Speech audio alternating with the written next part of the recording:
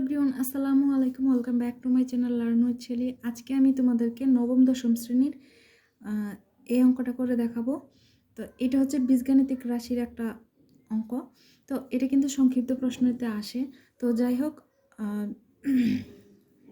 এই অঙ্কটা করার আগে একটা কথা বলি যে আমার ভিডিওটা কোনো রকম স্কিপ না করে মনোযোগ সহকারে কেউ যদি দেখে, আমি 100% শিওর যে সে অঙ্কটা অবশ্যই বুঝতে পারবে। আর যদি বুঝতে না পারে তাহলে আমাকে তাকে কিছু বলার নাই।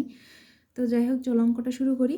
তো এই যে আমাদের দুইটা মান দেওয়া আছে, a + b + c = 9 এবং ab + bc + ca = 31। তো এই যে দুইটা মান দেওয়া আছে, এর থেকে আমাদের আরেকটা রাশি দেওয়া আছে, দুইটা রাশির মান দেওয়া আছে এবং আরেকটা রাশির মান আমাদের বের করতে হবে। তো এই যে এই অঙ্কটা, এই ধরনের অঙ্ক মান যখন দেওয়া থাকে তখন আমাদেরকে দেওয়া আছে লিখে এভাবে মানগুলো লিখে নিতে হয়। তারপর হচ্ছে আমরা প্রদত্ত রাশিও লিখতে পারি, এখন লিখতে পারি, এখানে লিখতে পারি, অথবা যেহেতু দেখো আমাদের a² + b² + c² এর একটা সূত্রই আছে, অর্থাৎ অনুসিদ্ধান্তের সূত্র আছে। তো এই সূত্র থেকে যেহেতু আমরা করব, তো আমরা জানি লিখেও করতে পারি। তো এই যে তোমাদের বইয়ের ভিতরে দেখো এই সূত্রটা অবশ্যই যারা কখনো পড়ো নাই কিংবা দেখো নাই, এই যে একটা সূত্র a² + b² + c² = a + b + c² মানে 2 * ab + bc + ca। সরাসরি এই সূত্রটা দেওয়া আছে, তো আমরা জানি লিখে এই সূত্রটা লিখে দিব। আমি এখানে আমরা জানি লিখে সূত্রটা উঠাই নিয়েছি।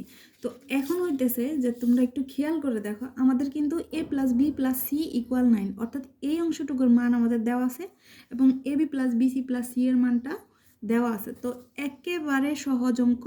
তো a + b + c এর মান কত? 9। তো এই a + b + c কে উঠাই দিয়ে আমি এখানে 9 বসাবো। আর এই যে ব্র্যাকেট আছে, যেহেতু 9 একা আছে, সিঙ্গেলে আছে, তো তুমি চাইলে এখানে ব্র্যাকেট দিতেও পারো, না দিতেও পারো, না দিলেও ভুল হবে না।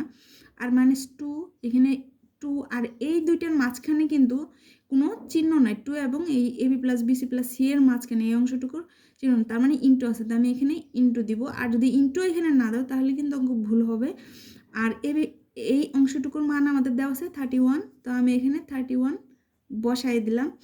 আর এটা যদি তুমি ইন্টু না দাও, এটা কিন্তু 231 হয়ে যাবে, একেবারে শুরুতেই তোমার অঙ্কটা কাটা যাবে। অর্থাৎ দেখো, এবার 9-এর উপরে স্কোয়ার থাকা মানে কি? 9 × 9, অর্থাৎ 9 নং 81, 81। তো আমরা সরাসরি 81 লিখে দিতে পারি। মাইনাস, এবার 2 দিয়ে যদি তুমি 31কে গুণ করো 62 হয়। তো এবার আমরা যদি বিয়োগ করি তাহলে কত আসবে?